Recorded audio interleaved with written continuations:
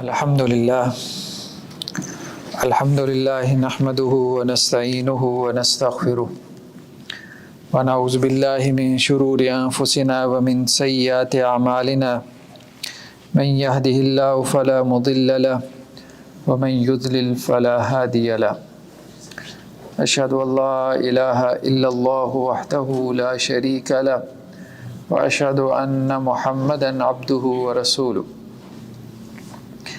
اما بعد فاعوذ باللہ من الشیطان الرجیم بسم اللہ الرحمن الرحیم هو الذی بعث فی الامیین رسولا منہم یتلو علیہم آیاتہ ویزکیہم ویعلمہم الکتاب والحکمہ وإن كانوا من قبل لفی ضلال مبین صدق اللہ العظیم۔ 28ویں پارے میں سورہ جمعہ کی چند آیات تلاوت کی گئی ہیں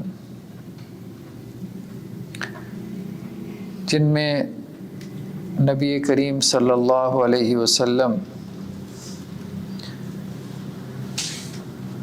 کے طریقہ کار کو بیان کیا گیا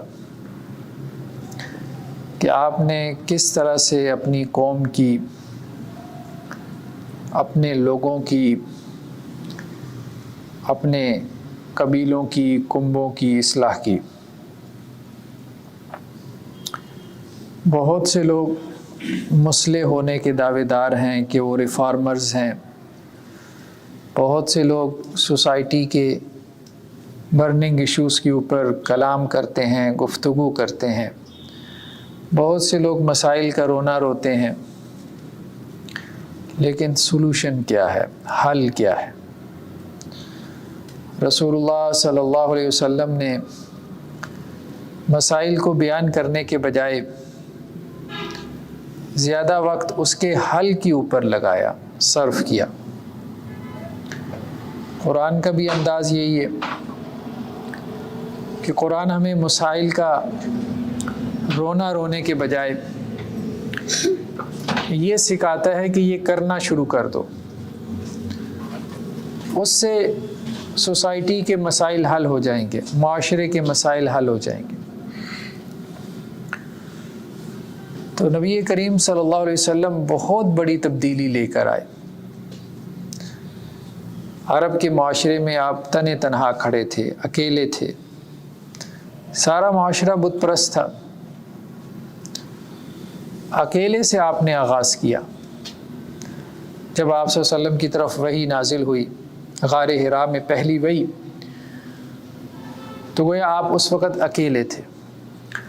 اس کے بعد سے پھر آپ نے محنت کی، ایفرٹ کی، اور لوگ آپ کے ساتھ ملتے چلے گئے، یہاں تک کہ 23 سال کے مختصر عرصے میں پورے عرب کے اوپر دین اسلام کا غلبہ ہو چکا تھا، پورا عرب آپ کے ساتھ ہو چکا تھا۔ تو آپ صلی اللہ علیہ وسلم 23 سال کے مختصر عرصے میں اتنی بڑی تبدیلی لے کر آئے۔ تو وہ تبدیلی کیسے آئی؟ آپ نے کیا ایسے کام کیے اور کس طرح سے کیے؟ تو قرآن اس کو بیان کر رہا ہے۔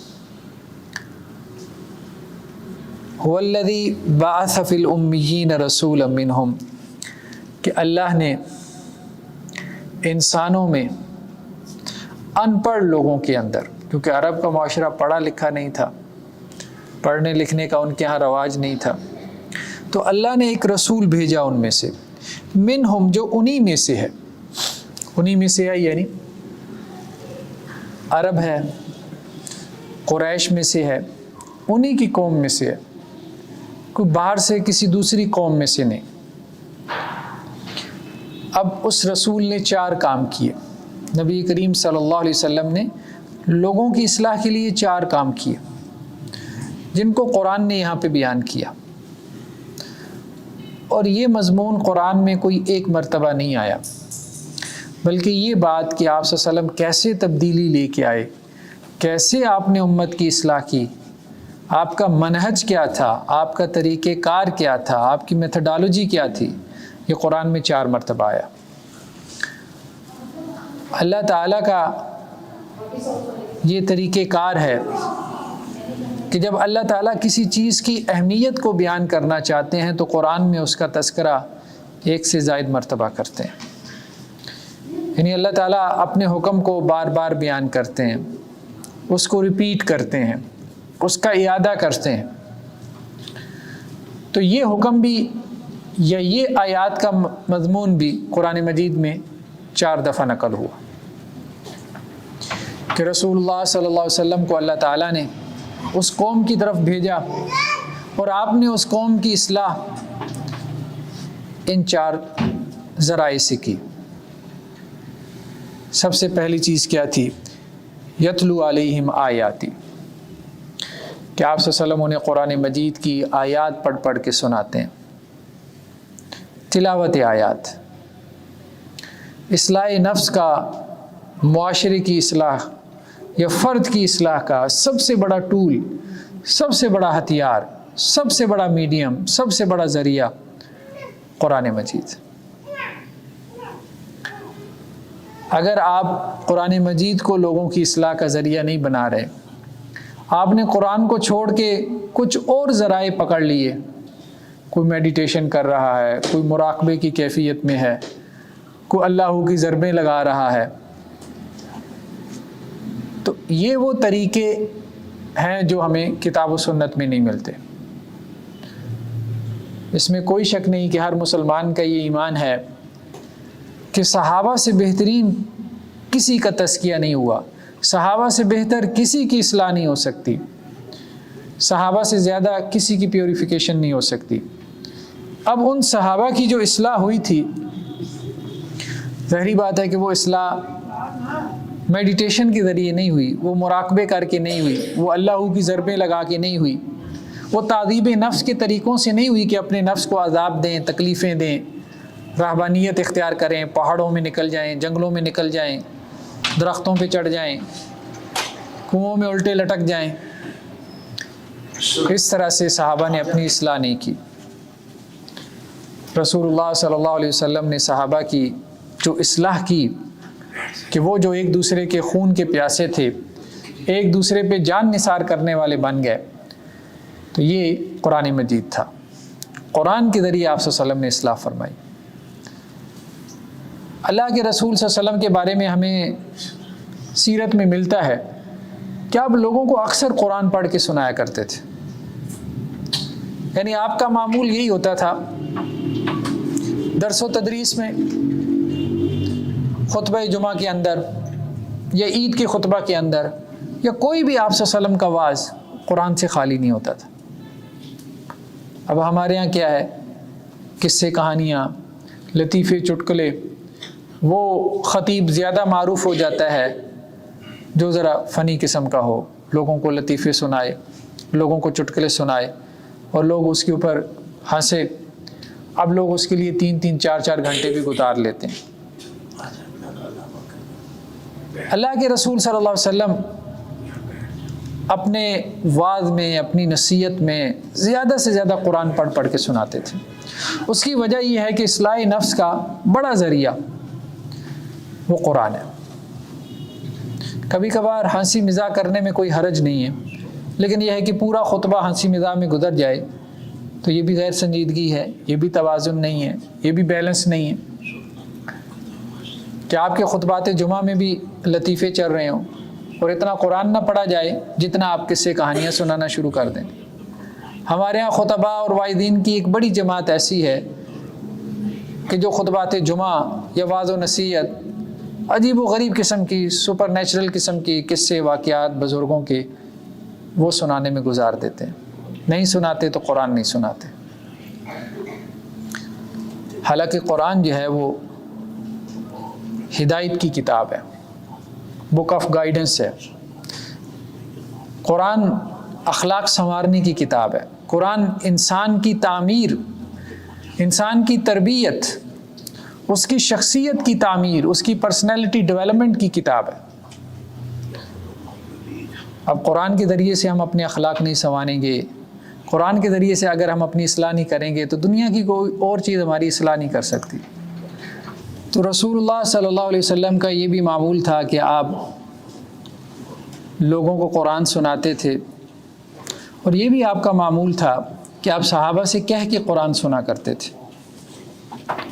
حضرت عبداللہ بن مسعود رضی اللہ عنہ فرماتے ہیں کہ ایک دفعہ آپ صلی اللہ علیہ وسلم نے مجھ سے اس خواہش کا اظہار کیا کہ عبداللہ آپ ہمیں قرآن سنائیں۔ تو انہوں نے کہا کہ اللہ کے رسول، آپ کے اوپر تو قرآن اترا ہے، آپ کے اوپر تو قرآن نازل ہوا ہے، ہم آپ کو کیسے قرآن سنا سکتے ہیں؟ تو آپ صلی اللہ علیہ وسلم فرمائے نہیں، آپ مجھے سنائیں۔ تو انہوں نے سورہ نساء کی تلاوت شروع کی۔ اللہ کے رسول صلی اللہ علیہ وسلم سنتے رہے، اور جب اس آیت مبارکہ پہ پہنچے حضرت عبداللہ بن مسعود رضی اللہ عنہ، فَكَيْفَ إِذَا جِئْنَا مِن كُلِّ أُمَّةٍ بِشَهِيدٍ وَجِئْنَا بِكَ شَهِيدًا عَلَى هَؤُلَاءِ، کہ نبی صلی اللہ علیہ وسلم قیامت کا دن اس وقت کیا منظر ہوگا جب ہر رسول اپنی قوم کے خلاف گواہی دے گا کہ یا اللہ آپ کا میسج میں نے ان تک پہنچا دیا، انہوں نے سنا ہی نہیں، اور آپ بھی اپنی قوم کے خلاف اللہ کے دربار میں یہ گواہی دے رہے ہوں گے۔ ذرا اس منظر کو آپ امیجن کریں۔ تو حضرت عبداللہ بن مسعود رضی اللہ عنہ فرماتے ہیں کہ جب یہ آیات میں نے پڑھی تو آپ صلی اللہ علیہ وسلم ہچکیوں سے رونے لگ گئے اور کہنے لگے کہ اب بس کر دو۔ تو رسول اللہ صلی اللہ علیہ وسلم کا یہ معمول تھا کہ آپ صلی اللہ علیہ وسلم صحابہ کرام سے قرآن مجید سنا کرتے تھے۔ حضرت ابو موسیٰ اشعری رضی اللہ عنہ کے بارے میں آتا ہے کہ ایک مرتبہ وہ قرآن مجید کی تلاوت کر رہے تھے، تو آپ صلی اللہ علیہ وسلم بڑی دیر تک کھڑے ہو کے ان کی تلاوت سنتے رہے۔ اس کے بعد جب وہ اپنی تلاوت مکمل کر چکے تو آپ صلی اللہ علیہ وسلم نے فرمایا کہ اے ابو موسیٰ، آپ کو داؤد علیہ السلام کے مزامیر میں سے مزامیر دیے گئے، یعنی حضرت داؤد علیہ السلام جو اللہ کے نبی تھے، ان کی آواز بہت خوبصورت تھی، اللہ نے ان کو زبور کتاب عطا کی تھی، تو وہ جب زبور کتاب کی تلاوت کرتے تھے کہ جس میں اللہ کی حمد و ثنا ہے، تو پہاڑ بھی ان کے ساتھ وجد میں آ جاتے تھے، پرندے بھی ان کے ساتھ اللہ کی تسبیح میں مشغول ہو جاتے تھے۔ تو آپ صلی اللہ علیہ وسلم نے حضرت ابو موسیٰ اشعری رضی اللہ عنہ کو کہا کہ آپ کو بھی داؤد علیہ السلام کے مزامیر میں سے، یعنی جیسے اللہ نے ان کو خوبصورت آواز دی تھی ویسی آواز اللہ نے آپ کو بھی دی۔ تو خوبصورت آواز میں قرآن پڑھنا اور خوبصورت آواز میں قرآن کو سننا، یہ انسان کے دل پہ اثر کرتا ہے، انسان کی دل کی دنیا تبدیل کر دیتا ہے۔ تو آپ صلی اللہ علیہ وسلم نے لوگوں کا قرآن کے ساتھ تعلق قائم کیا، آپ نے لوگوں کا قرآن کے ساتھ تعلق جوڑا۔ ابھی رمضان آنے والا ہے اور روایتوں میں ہم یہ بات پڑھتے سنتے ہیں کہ آپ صلی اللہ علیہ وسلم رمضان میں حضرت جبریل علیہ السلام کے ساتھ قرآن مجید کا دور فرمایا کرتے تھے۔ ایک مرتبہ آپ صلی اللہ علیہ وسلم حضرت جبریل کو پورا قرآن سناتے، اور ایک مرتبہ حضرت جبریل علیہ السلام آپ صلی اللہ علیہ وسلم کو قرآن سنایا کرتے تھے۔ رمضان کی راتوں میں یہ دور ہوا کرتا تھا۔ تو آپ صلی اللہ علیہ وسلم کا یہ معمول تھا قرآن کو سنانا۔ جب آپ صلی اللہ علیہ وسلم کی نماز کو ہم دیکھتے ہیں، یعنی حدیث کی کتابوں میں، تو رسول اللہ صلی اللہ علیہ وسلم کی نماز میں بھی لمبی قرات ہوتی تھی، لمبی قرات، جیسا کہ قرآن مجید کی شروع کی آیات جو نازل ہوئیں اس میں کیا ہے، یا ایھا المزمل قم اللیل الا قلیلا نصفہ او انقص منہ قلیلا، اے محمد صلی اللہ علیہ وسلم رات کو قیام کیا کریں، اللہ کے سامنے کھڑے رہا کریں، رات بھر کھڑے رہا کریں،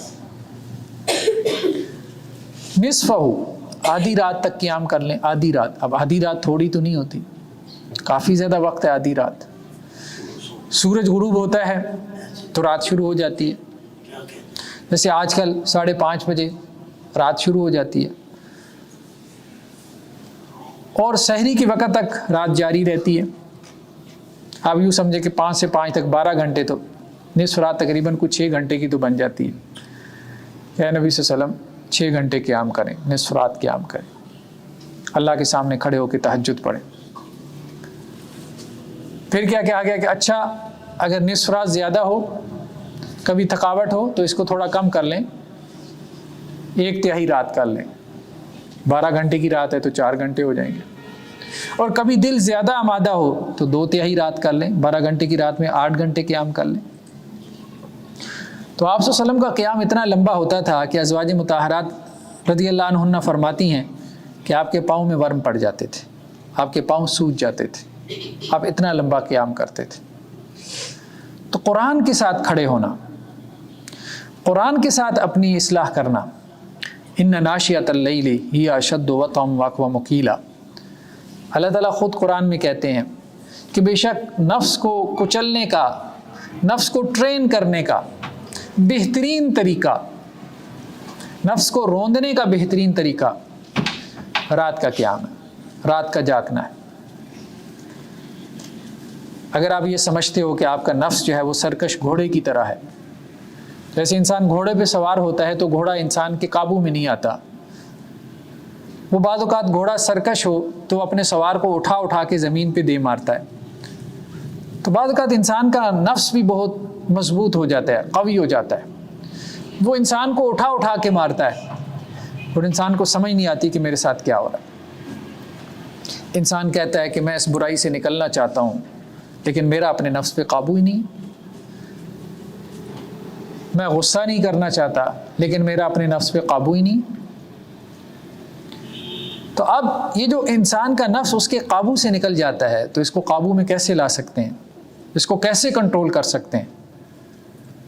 اس کو قرآن نے کہا کہ اگر اپنے نفس کو روندنا چاہتے ہو، اگر اپنے نفس کے گھوڑے کو قابو میں لانا چاہتے ہو، کنٹرول کرنا چاہتے ہو، تو راتوں کو اٹھو، قیام کرو۔ اب رات کو جب بندہ اٹھے گا، ظاہری بات ہے نیند غالب ہوتی ہے، تہجد کی نماز پڑھنا آسان نہیں ہے، فجر کی نماز پڑھنا ہی اتنا مشکل ہو جاتا ہے کہ انسان کہے کہ جی میں تہجد کے لیے اٹھتا ہوں۔ لیکن اصلاح نفس کا اس سے بہترین کوئی طریقہ نہیں ہے، اس سے بہترین کوئی پروگرام نہیں ہے، اور آپ صلی اللہ علیہ وسلم اسی طریقے کار سے اصلاح کرتے تھے۔ آپ صلی اللہ علیہ وسلم نے لوگوں کی اصلاح اس طرح سے نہیں کی کہ الٹے لٹک جاؤ، درخت پہ چڑھ جاؤ، غاروں میں نکل جاؤ، صحراؤں میں چلے جاؤ، ٹھیک ہے۔ آپ صلی اللہ علیہ وسلم نے قرآن کے ذریعے لوگوں کی اصلاح کی۔ قرآن پڑھو، قرآن پڑھو، نمازوں کے اندر قرآن پڑھو، نماز کے علاوہ قرآن پڑھو، نوافل میں قرآن پڑھو، تہجد میں قرآن پڑھو، تراویح میں قرآن پڑھو، اور خاص طور پہ قرآن سمجھ کے پڑھو، سمجھ کے۔ اس سے تمہیں فرق پڑے گا، اس سے تمہاری اصلاح ہوگی، اس سے تمہاری دل کی دنیا بدلے گی۔ تو تلاوت آیات، یعنی نبی کریم صلی اللہ علیہ وسلم کا جو پروگرام تھا معاشرے کی اصلاح کا، وہ سارا قرآن سینٹرڈ ہے، قرآن کے گرد گھومتا ہے۔ آپ صلی اللہ علیہ وسلم کا جو میڈیم تھا، آپ کا جو ذریعہ تھا، آپ کا جو ٹول تھا نفس کی اصلاح کے لیے، معاشرے کی اصلاح کے لیے، حکومت کی اصلاح کے لیے، وہ قرآن۔ تو تلاوت آیات بہت اہم چیز ہے۔ اگر انسان کو ترجمہ آتا ہو، چلیں پورے قرآن کا ترجمہ نہ صحیح، سورہ فاتحہ تو ہم ہر نماز میں پڑھتے ہیں، ہر نماز کے اندر اس کی ہر رکعت میں ہم سورہ فاتحہ پڑھتے ہیں۔ فجر میں 4 رکعتیں ہیں، ظہر میں جو ہے وہ 10-12 رکعتیں ہیں، ٹھیک ہے، سنتیں وغیرہ ملا لیں۔ عصر کی 4 رکعتیں ہیں، مغرب کی جو ہے وہ 5 رکعتیں ہیں، پھر عشاء کی 7 رکعتیں ہیں، اس کے ساتھ آپ اور سنتیں بھی ملا لیں، وہ کمی بیشی ٹھیک ہے، وتر بھی ملا لیں۔ تو اب اتنی رکعات ہیں، ہر رکعت کے اندر جو ہے وہ ہم سورہ فاتحہ پڑھ رہے ہیں، تو یہ کتنی بڑی بدقسمتی ہوگی کہ میں دن میں 5 مرتبہ اللہ کے سامنے حاضر ہوتا ہوں، اور اللہ سے ہم کلام ہوتا ہوں، اور مجھے سورہ فاتحہ کا ترجمہ بھی نہ آتا ہو۔ تو کم از کم وہ صورتیں جو ہم نماز میں پڑھتے ہیں، سورہ فاتحہ ہو گئی، سورہ فلق ناس ہو گئی، سورہ اخلاص ہو گئی، یا آخری 10 صورتیں یا نماز کا ترجمہ، یہ تو کم از کم آپ سمجھیں کہ آپ کے لیے ضروری ہے، فرض ہے کہ آپ نماز کا ترجمہ سیکھیں۔ آپ کو پتہ ہو التحیات للہ والصلوات والطیبات، بچپن سے پڑھی جا رہا ہوں، 70 سال میری عمر ہو گئی ہے، 80 سال ہو گئی ہے، بڑھاپے کی عمر کو پہنچ چکا ہوں، اور میں پچھلے 60 سال سے نماز پڑھی جا رہا ہوں اور مجھے سورہ فاتحہ کا ترجمہ نہیں آتا، تو یہ کتنی بڑی بدقسمتی ہوگی۔ دنیا میں جب بھی ہم کسی سے گفتگو کرتے ہیں، جب بھی ہم دنیا میں کسی سے بات چیت کرتے ہیں، تو ہم اس کی بات کو سمجھتے ہیں اور وہ ہماری بات سمجھتا ہے۔ کبھی ایسا تو نہیں ہوا کہ ایک بندہ آپ سے انگریزی میں گفتگو کرے اور آپ کو انگریزی نہ آتی ہو، تو آپ اس سے کتنی دیر بات چیت کریں گے؟ ذرا آپ کہیں گے یار مجھے تمہاری بات ہی نہیں سمجھ میں آ رہی، کیا بات کیے جا رہے ہو، میری زبان میں بات کرو۔ تو اس لیے جب ہم اللہ سے باتیں کرتے ہیں، نماز کیا ہے؟ آپ اللہ سے بات چیت کر رہے ہیں، اب اللہ سے ہم کلام ہیں، اب اللہ سے باتیں کر رہے ہیں، تو ہمیں پتہ ہونا چاہیے کہ نماز میں ہم کیا پڑھ رہے ہیں۔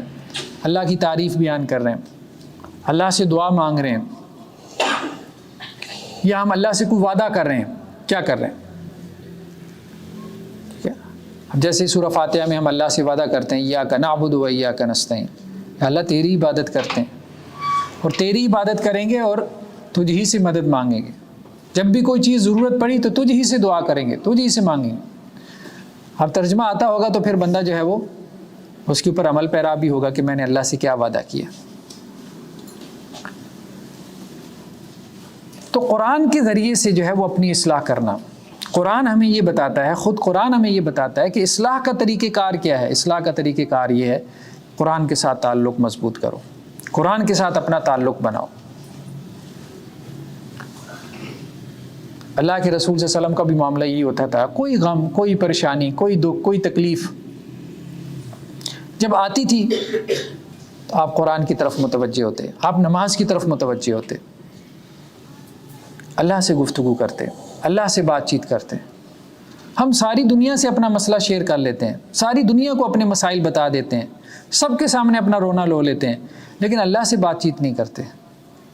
تو انسان کو یہ عادت ڈالنی چاہیے، اللہ سے گفتگو کرے، تنہائی میں بیٹھے اللہ سے باتیں کرے، اللہ سے ہم کلام ہو، اللہ کو اپنی پریشانیاں بتائے، اللہ سے دعائیں مانگے، لمبی لمبی دعائیں مانگے، اور پھر قرآن پڑھے، تلاوت آیات۔ الا بذکر اللہ تطمئن القلوب، دیکھو اللہ کے ذکر میں دلوں کا سکون، دلوں کا اطمینان ہے۔ تو قرآن مجید جب پڑھا جاتا ہے تو بندہ مومن اس کے دل میں سکون آتا ہے، سکون کی کیفیت پیدا ہوتی ہے۔ اللہ کے رسول صلی اللہ علیہ وسلم نے فرمایا کہ جس مجلس میں قرآن مجید پڑھا جائے، جس مجلس میں، جس بیٹھک میں قرآن مجید پڑھا جائے، جہاں چند لوگ بیٹھ کے قرآن مجید پڑھا رہے ہوں، اس مجلس کو فرشتے گھیر لیتے ہیں۔ دنیا بھر میں فرشتے جو ہے وہ ہر جگہ گھومتے پھرتے رہتے ہیں، جہاں وہ دیکھتے ہیں کہ اللہ کا ذکر ہو رہا ہے، جہاں وہ دیکھتے ہیں کہ قرآن پڑھایا جا رہا ہے، تو وہ دوسرے فرشتوں کو بھی کہتے ہیں کہ ادھر آ جاؤ، ادھر آ جاؤ۔ جیسے آپ نے دیکھا ہوگا کہ یہ جمعرات والے دن کچھ خواتین نا گھر کے دروازوں پہ وہ چیز لے جاؤ، کینڈی ٹافی، ونڈے کی چیز لے جاؤ، تو وہ ایک بچہ دیکھتا ہے نا، وہ نعرہ لگاتا ہے، دوسروں کو بھی آ جاؤ آ جاؤ آ جاؤ، ادھر کچھ مل رہا ہے، تو وہ سارا ایک ہجوم لگ جاتا ہے بچوں کا، ونڈے کی چیز لے جاؤ۔ تو اسی طرح جب کسی مجلس میں قرآن پڑھا جا رہا ہوتا ہے تو کچھ فرشتوں کا اس مجلس پر سے گزر ہوتا ہے، تو فرشتے جہاں کوئی نیکی کا کام دیکھتے ہیں، خاص طور پہ قرآن، تو وہاں کھڑے ہو جاتے ہیں، ٹھہر جاتے ہیں، اس مجلس کو گھیرے میں لے لیتے ہیں۔ تو جو فرشتے اس مجلس کو گھیرے میں لے لیتے ہیں تو پھر وہ دوسرے فرشتوں کو بلواتے ہیں، ٹھیک ہے، ان کو پکارتے ہیں، یہاں تک کہ فرشتوں کا تانتا بن جاتا ہے، ٹھیک ہے، اور فرشتوں کا تانتا اتنا بڑھ جاتا ہے کہ زمین سے آسمان تک فرشتے ہی فرشتے ہو جاتے ہیں۔ جب اللہ تعالیٰ فرشتوں کی یہ صورتحال دیکھتے ہیں تو اللہ سبحانہ و تعالیٰ فرشتوں سے پوچھتے ہیں کہ کیا معاملہ ہے، حالانکہ اللہ تعالیٰ باخبر ہوتے ہیں کہ کیا معاملہ ہے، ٹھیک۔ تو فرشتے کہتے ہیں کہ پروردگار، زمین کے اندر چند لوگ آپ کی کتاب پڑھا رہے ہیں، تو اللہ سبحانہ و تعالیٰ کہتے ہیں اچھا کیا چاہتے ہیں؟ یا اللہ مغفرت چاہتے ہیں، ٹھیک ہے. تو اللہ سبحانہ و تعالیٰ کہتے ہیں کہ اے فرشتوں گواہ رہنا میں نے ان کو معاف کیا. اچھا اور کیا چاہتے ہیں؟ یا اللہ جنت چاہتے ہیں، اے فرشتوں گواہ رہنا میں نے ان کو جنت دے دی. اور کیا چاہتے ہیں؟ یا اللہ جہنم سے پناہ مانگ رہے ہیں، اے فرشتوں گواہ رہنا میں نے ان کو جہنم سے پناہ دے دی. یا اللہ ان میں ایک ایسا بندہ تھا جو قرآن سننے کے لیے نہیں آیا تھا، وہ گھومتا پھرتا وہاں پر آ گیا، اس کا مقصد قرآن سننا نہیں تھا، کسی کی تلاش میں آ گیا، کسی دوست کے پیچھا کرتے ہی آ گیا، وہ وہاں اس مجلس میں آ کے بیٹھ گیا. تو اللہ سبحانہ و تعالیٰ کہتے ہیں فرشتوں یہ مجلس اتنی بابرکت ہے کہ جو بلا وجہ آ کے بھی اس مجلس میں بیٹھ گیا اس کو بھی میں نے معاف کیا، اس کو بھی میں نے جنت دی. تو قرآن مجید پڑھنا پڑھانا، قرآن مجید سننا سنانا آخرت میں بھی مغفرت کا باعث ہے اور دنیا میں بھی انسان کی اصلاح کا ذریعہ. تو آپ صلی اللہ علیہ وسلم نے قرآن کے ذریعے اصلاح کی. آج بھی اگر ہم یہ چاہتے ہیں کہ اپنی اصلاح کریں، آج بھی اگر ہم یہ چاہتے ہیں کہ معاشرے کی اصلاح کریں، آج بھی اگر ہم یہ چاہتے ہیں کہ معاشرے میں تبدیلی آئے، تبدیلی کا نعرہ ہم دیکھتے ہیں بہت سے لوگ تبدیلی کا نعرہ لگا رہے ہیں، ٹھیک ہے بہت اچھی بات ہے، تبدیلی آنی چاہیے. بہت زیادہ کرپشن ہے، بہت زیادہ ناانصافی ہے، بہت زیادہ ظلم ہو رہا ہے، ہر طرف جو ہے وہ رشوت لینے والے بیٹھے ہیں، بہت کچھ ہمیں برائی نظر آتی ہے معاشرے میں. تو یہ نعرہ اچھا ہے لیکن تبدیلی کیسے آئی؟ قرآن یہ کہتا ہے کہ تبدیلی قرآن کے ساتھ تعلق جوڑنے سے آئے گی. یہ قرآن ایک ایسی کتاب ہے جو تمہارے دلوں کو بدلتا ہے، صرف زبانوں کو نہیں. تو تبدیلی کا نعرہ لگا دینے سے تبدیلی نہیں آ جائے گی. لوگوں کو قرآن کے ساتھ جوڑیں، لوگوں کو اس طرف لے کے آئیں کہ قرآن پڑھیں، سمجھ کے پڑھیں، پھر اس کے بعد دیکھیں کہ ان کی زندگی میں قرآن تبدیلی لاتا ہے کہ نہیں. آپ صلی اللہ علیہ وسلم نے یہی کام کیا، قرآن پڑھ کے سنائے، ساری زندگی آپ نے قرآن پڑھ کے سنائے. صحابہ کرام قرآن کے حفاظ بن گئے، صحابہ کرام نمازوں میں قرآن پڑھنے والے تھے، رات کو تہجد میں قرآن پڑھنے والے تھے، قرآن پڑھانے والے تھے. پورا معاشرہ قرآن پڑھا رہا تھا لیکن سمجھ کے پڑھا رہا تھا. اب پورے معاشرے میں ہر فرد کا تعلق قائم ہو گیا تھا قرآن سے. تو قرآن کیا ہے؟ قرآن بیسیکلی جنریٹر ہے، ایمان کا جنریٹر ہے. جیسے جنریٹر جو ہے وہ بجلی پروڈیوس کرتا ہے، بجلی پیدا کرتا ہے، تو اسی طرح قرآن کیا کرتا ہے؟ قرآن ایمان پیدا کرتا ہے. ہمارے تمام مسائل کا حل کیا ہے؟ ایمان. کہتے ہیں بے ایمان آدمی ہو گیا، آپ کیا کہتے ہیں بھائی؟ کوئی کرپٹ ہے تو کیا کہتے ہیں؟ بے ایمان ہے، اس کے اندر ایمان نہیں ہے. امانت دار کب بنے گا؟ جب اس کے اندر ایمان آئے گا. تو ایمان کہاں سے آئے گا؟ ایمان کہاں سے ملے گا؟ تو قرآن یہ کہتا ہے کہ ایمان جو ہے وہ قرآن سے ملے گا. قرآن مجید نے کئی مقامات پہ کہا کہ اللہ کے بندے جب قرآن مجید کی آیات پڑھی جاتی ہیں تو زادتہم ایمانا، قرآن کی آیات کیا کرتی ہیں؟ ان کے ایمان کو بڑھا دیتی ہیں. تو قرآن بیسیکلی جو ہے وہ ایمان بڑھانے کا ذریعہ ہے. قرآن پڑھیں گے، سمجھ کے پڑھیں گے، قرآن کے ساتھ تعلق قائم کریں گے تو ہمارا ایمان بڑھ جائے گا. اور جب ایمان بڑھ جائے گا، انسان کے اندر ایمان آ جائے گا، اب وہ کیوں کرپشن کرے گا؟ وہ کیوں کسی کے اوپر ظلم کرے گا؟ وہ کیوں کسی کا حق مارے گا؟ وہ کیوں جھوٹ بولے گا؟ وہ کیوں الیکشن کے موقع پہ بڑے بڑے وعدے کرے گا اور بعد میں پھر اس گلی کے چکر بھی نہیں لگائے گا؟ یہی ہمارے یہاں ہو رہا ہے. ٹھیک ہے، الیکشن کا موقع ہے، سب سیاسی جماعتوں کے رہنما کمپین پہ کمپین کیے جا رہے ہیں، ڈھول باجے بجائی جا رہے ہیں، سب نے اپنے اپنے جیالے، اپنے اپنے فالورز اپنے پیچھے لگائی ہیں، جلسے جلوس ہو رہے ہیں، ہر گلی محلے میں وہ رہنما پہنچے ہوئی ہیں، لمبے لمبے وعدے کر رہے ہیں. یہاں آپ کا سیوریج سسٹم ٹھیک ہو جائے گا، یہاں آپ کی بجلی آ جائے گی گاؤں میں، یہاں ہم گیس لگوا دیں گے، یہاں اتنی نوکریاں دلوا دیں گے. اور جب وہ اقتدار میں آ جاتے ہیں تو 5 سال کے لیے غائب ہو جاتے ہیں، ایسے جیسے گدھے کے سر سے سینگ. پھر وہ 5 سال بعد پھر آپ کو عوام کو بیوقوف بنانے کے لیے آ جاتے ہیں. بس یہ ہم دیکھ رہے ہیں 70 سال سے، جب سے یہ ملک بنا ہے ہم یہ دیکھ رہے ہیں کہ لوگوں کے مسائل کہاں حل ہوئی؟ کہیں بھی نہیں حل ہو رہے. تو لوگوں کے مسائل اس وقت حل ہوں گے جب ایسے لوگ لیڈرز بنیں گے، ایسے لوگ اوپر آئیں گے، ایسے لوگوں کو جو ہے وہ آپ حکمران بنائیں گے اپنے ووٹ کے ذریعے سے، جو اللہ سے ڈرنے والے ہوں گے، جن کا قرآن کے ساتھ تعلق ہوگا. جو لوگوں کے معاملے میں اللہ سے ڈرنے والے ہوں گے۔ حضرت عمر رضی اللہ عنہ کا وہ قول معروف ہے کہ جس میں وہ کہتے تھے کہ اگر دریا اور فرات کے کنارے ایک کتا بھی مر جائے تو قیامت والے دن عمر سے اس بارے میں سوال ہوگا، یعنی کتا بھی اگر بھوکا مر جائے۔ دجلہ اور فرات یہ عراق کے اندر ہیں۔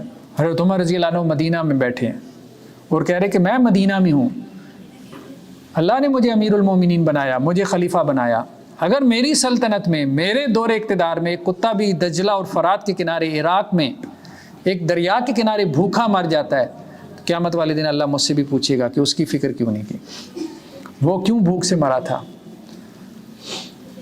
تو ان کا تو دور خلافت ایسا تھا۔